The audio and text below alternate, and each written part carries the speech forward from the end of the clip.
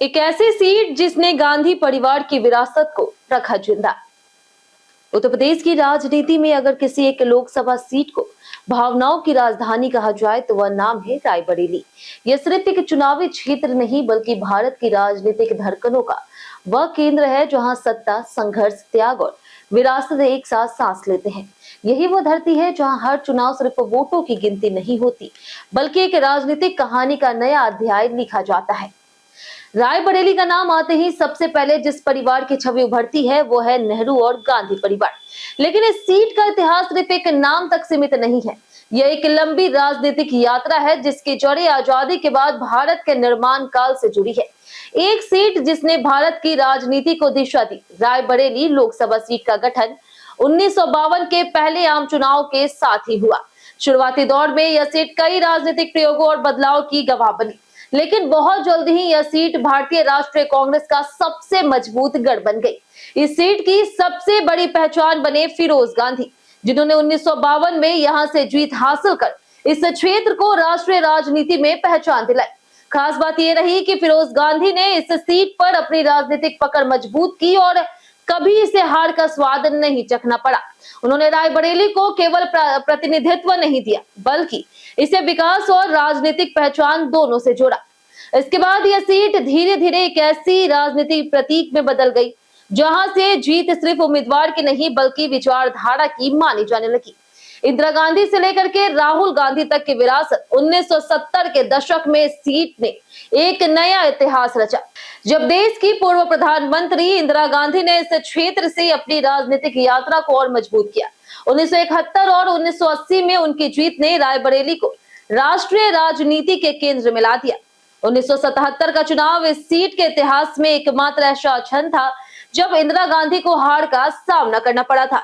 यह वो दौर था जब देश में आपातकाल के बाद राजनीतिक उथल-पुथल चरम पर थी और रायबरेली ने भी इसी लहर का असर दिखाया।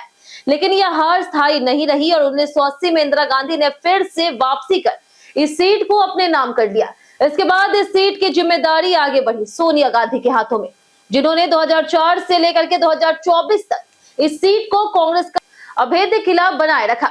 सोनिया गांधी की जीतें इस बात का प्रमाण थी कि रायबरेली में संगठन, भावनात्मक जुड़ाव और राजनीतिक भरोसा अब भी मजबूत है। 2024 में यह विरासत और आगे बढ़ी जब राहुल गांधी ने इस सीट की जिम्मेदारी संभाली और एक नई राजनीतिक पीढ़ी का प्रतिनिधित्व शुरू किया।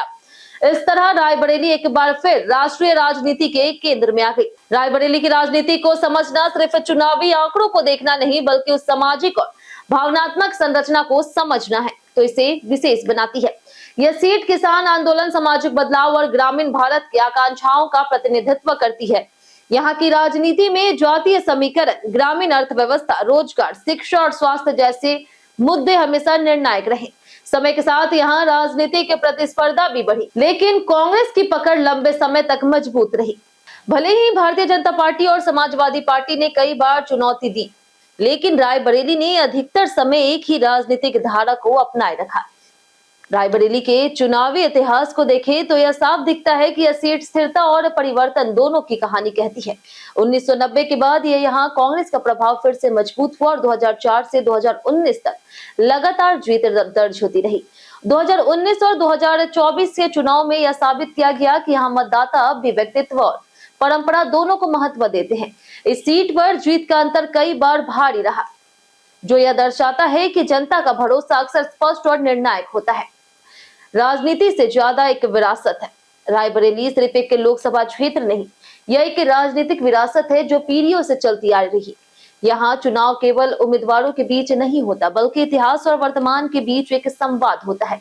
यह वह सीट है जहाँ राजनीति व्यक्तिगत नहीं बल्कि पारिवारिक और वैचारिक यात्रा का हिस्सा बन जाती है। यही कारण है कि रायबरेली को अक्सर कांग्रेस का दिल कहा जाता है। रायबरेली की कहानी भारत की लोकतांत्रिक यात्रा का एक महत्वपूर्ण अध्याय है।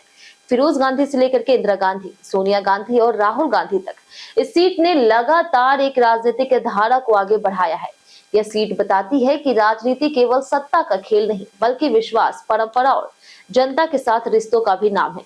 रायबरेली आज भी वही संदेश देती है कि यहाँ चुनाव बदल सकते हैं, चेहरे बदल सकते हैं, लेकिन इतिहास की धड़कन कभी नहीं रुकती। आपके कांग्रेस में फेवरेट नेता कौन है? हमें कमेंट करके जरूर बताएं।